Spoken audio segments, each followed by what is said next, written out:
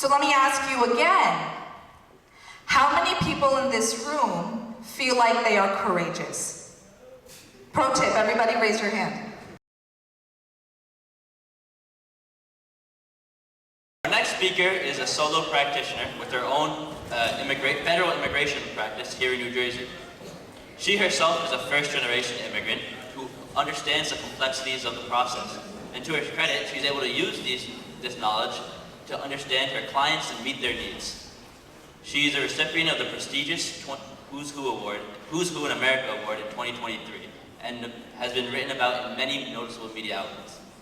Now, please welcome Pooja Mehta as she speaks about her connection on Carpe Diem and immigration.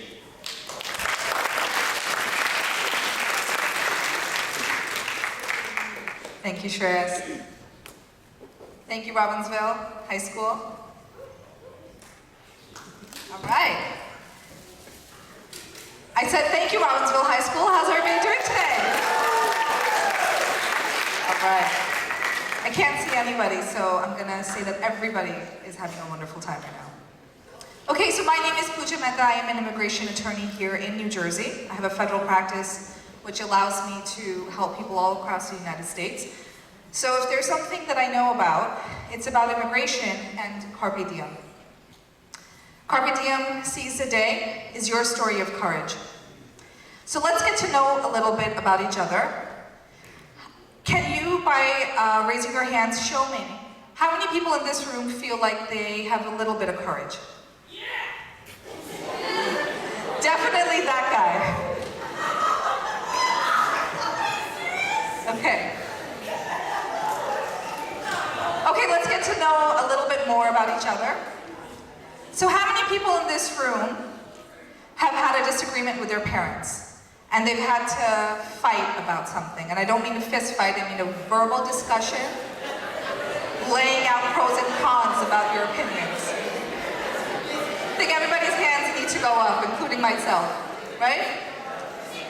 And how many of you were scared, like really, really scared to have that conversation with your parents? Yes?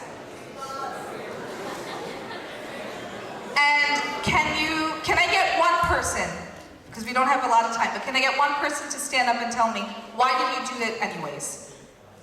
Anybody? Any takers? Mayor, how about yourself? It was a mistake. You can't fight with my mother. He said he did it because he couldn't fight with his mother.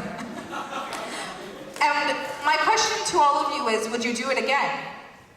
And most of you would say yes. So I'll tell you a little bit about my first Carpe Diem moment, which was a long time ago when I was in my sophomore year of college. I was on the wonderful trajectory to become one of the best doctors in the world. The only problem was my grades didn't really feel the same way. I was close to flunking out of Bio and Chem 101, and I was in a position where I had to sit down with my parents and figure out, what am I doing with my life? So we had a conversation, and I told them I wasn't going to do medicine, I was going to become a lawyer, and now the fear that was inside of me shifted inside of my parents. And they're here right now. But we came to a resolution, I became an attorney, I'm here in front of all of you, so it worked out. The second Carpe Diem moment was, and I share this intentionally because a lot of you are going to face this, when I changed to pre-law, my grades weren't that great, and I went to my pre-law advisor at Rutgers, and they laughed in my face. And they said that there's no way you're going to become an attorney, let alone get a job, and you need to reevaluate your career goals. But I'm here, so don't let anybody tell you no.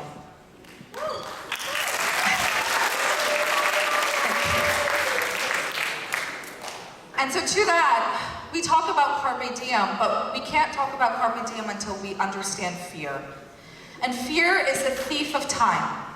It paralyzes you from taking any type of action, and it robs you of the courage to seize your day. So we go back to our initial questions then. When I asked you about, your discussion with your mom and dad, well, what was that interplay of fear and courage in that moment? Because whatever was going on, despite the fear that you were feeling, you still chose to be courageous. And so then that takes us to Carpe Diem as a formula. And if you haven't figured out I'm an attorney and I love lists and sub-lists, then you know now. So when we have this concept of Carpe Diem, it has to be initiated by this concept of fear as well. Because if we already feel comfortable with it, then what are we actually seizing? So this emotion of fear and anxiety starts with this concept of failure. There's absolutely no way I'm going to achieve this position or this goal. And slowly, slowly, as we continue to sit with the thought, we move into a situation of doubt. When we're in the area of doubt, we start playing with the idea, well, maybe I can, but I don't know if I can. Maybe I will, but I don't know if I will. And somewhere along the line, we continue this narrative and it turns into determination. And the thing about determination is that it's a resolve. It's you telling yourself that I am going to do something, and there is an urgency that is coupled with this desire to do something. Because if there's no urgency, then, well, don't we have procrastination? I'll do it, I want to do it, but I'll do it tomorrow, it's fine. And so then, once we have urgency and we have determination, we have hope. And hope is this idea of a new experience that is going to come into your life. But the thing about the formula is that it's not that formulaic. Nothing in life is just 1, 2, 3, 4. After the initial hope, how many of you have gone back to fear? How many have you gone back to doubt or uncertainty? And so this formula is really circular. How we feel today is not how we're going to feel tomorrow, but the end point is that we have determination and hope and we continue to walk. What you realize then is that Carpe Diem is not a revolutionary change in your life, right? There are individual day-to-day moments that ask us to tap into the courage that we have inside because there's something that we want really badly, and there's an urgency that requires us to take action. Otherwise, again, there's just procrastination. So let me ask you again, how many people in this room feel like they are courageous? Pro tip, everybody raise your hand. Okay. So, I've been talking about Carpe Diem, but what does this have anything to do with immigration at all, right? Well, let me tell you. How many people in this room were born in a different country, but then immigrated to America? Okay, a fair number of you. And then how many people here were actually born in this country? Even more. How many of you have parents that were born here? A very small percentage. And how many of you guys have grandparents that were born here? Even less. I see perhaps 5 or 6 people. And the point behind this exercise is to come and take a walk with me. This is our Carpe Diem immigration roadmap. And the point of this is that every single immigrant that comes into this country goes through this process. So we start at the beginning where we have an individual who's competing for a better life. And that better life could be either here, well, no, that better life is going to be in some other country, but at some point they make the decision to come here, pack everything up, sell things, come up with finances, and come to America. Which takes us to the second point of how to manage your finances. And the reality is that they don't have any. Because most likely they have converted rupees or pesos into dollars. And maybe they had, I don't know, 10 million pesos and that's left with $100. I mean, that's just how conversions are. So the point is, you are in a new country, you're trying to fight for a change, you barely have any money, and now you have to have good luck. Because how are you going to get a job? How are you going to get an apartment? If you're young here, then you need to go to school, but how are you going to school? Because you don't know the language. You need to commute, because you don't have the money for a car, You don't know how to use the busing system. You don't have any friends that are going to give you a ride. And these are all things that essentially come to good luck, where if you happen to run into somebody that's going to help you, you'll have these resources. And to the next point, we come to resources. There is no immigrant that comes into this country that has them.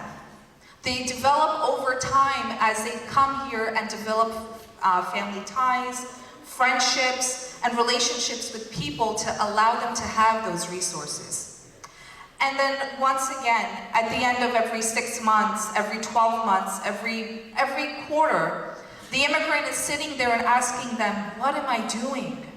Do I need to be going on a student visa? Do I need to be going on an employment visa? Do I need to be going on something else? That constant questioning of your capacity and where you stand in life is ongoing. And then from everything we go to the question of growth. What have I accomplished in a year? And the reality is that at the end of the finish line is not always a green card. Because there's deportation, there's people that go back to their home country, or they go back to a new country, and they start the cycle all over again. Can you imagine going through this whole thing once, but then having to do it twice or 3 times? And then unfortunately, there's the last group of people that become part of an underground society. So if we're talking about carpe diem and we're talking about immigration, well, the first generation immigration experience is nothing more than carpe diem. It's filled with individuals that have the courage to continue to take step after rejection after rejection. And so we come back to the chart. The immigration experience itself is laden with fear, doubt, hope, and determination, and back and forth.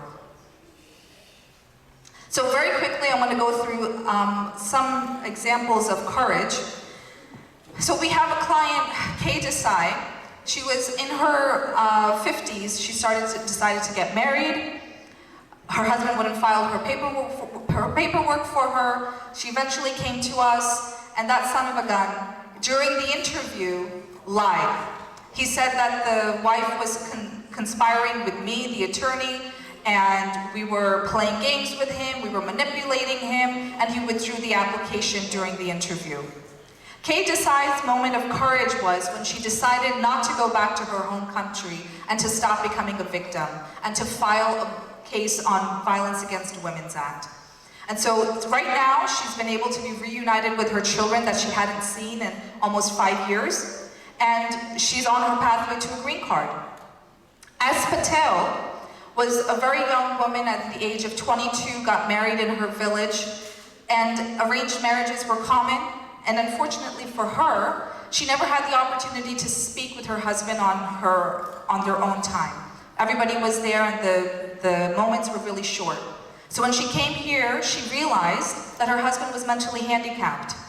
And her moment of courage was to figure out, was she going to stay in this marriage and be a nurse instead of a wife? Or was she going to step out of the boundaries of that marriage, get a divorce, and find a pathway to a green card? And the last example I have is of R. Ahmed. R. Ahmed is now an entrepreneur, small business owner, but he was 17 years old when he came to this country and came to my office. He was abandoned by his parents because there was a lot of political strife in Bangladesh. And at 17 years old, he had to make the decision fully on himself. Was he going to immigrate to a new country and see if there were possible potentials? So when he was sitting in Bangladesh, he never met with me. He didn't know what the options were, but his moment of courage was standing up and deciding that enough was enough. So carpe diem, at the end of the day, isn't about, however, individual success, right? As wonderful as every experience that these individuals have had, how does it shape the United States of America? And so when we talk about carpe diem, what we're really talking about is enriching the American experience for us all. Because the reality is, America is a nation that is forever under construction. It is a mosaic that is built on the hopes and dreams of the immigrants that have come and continue to come and seize the day. Immigrants bring a fresh perspective, innovative ideas, just like our first speaker said with her ideas that came. And they deepen the sense of appreciation for the opportunities that we have. Because the reality is, until you don't speak to someone who lacks something, you have absolutely no concept of how blessed of a life that you live. I know that because of what I experienced as a child, and my children will know that because of what we have experienced and what we share with them. And I'm sure all of you in this room understand the values and the benefits it is that we have as Americans by talking to other people that don't have the same shared life experiences. And so every single person in this room is experiencing life in this country because you, if you're an adult, or because your parents, if you're a child, decided that enough was enough. And it was time to take a walk on the map that I showed you earlier. And the end point of all of this is that courage is itself the immigrant experience. You are all the product of brave generations that have come before you. And as you enter into new chapters of your life, whether you go into college, whether you go into the next stages of high school, what I would ask you to do is tap into that generational strength that comes from your ancestors, from your parents, from your teachers, and from worthy friends, because not every friend itself is worthy. So, one last time, everybody. How many people in this room feel like they are courageous individuals? Everybody, put those hands up. And always remember that you are the product of a courageous nation, of a nation that has been built by people who have taken Carpe Diem as their life motto. Thank you.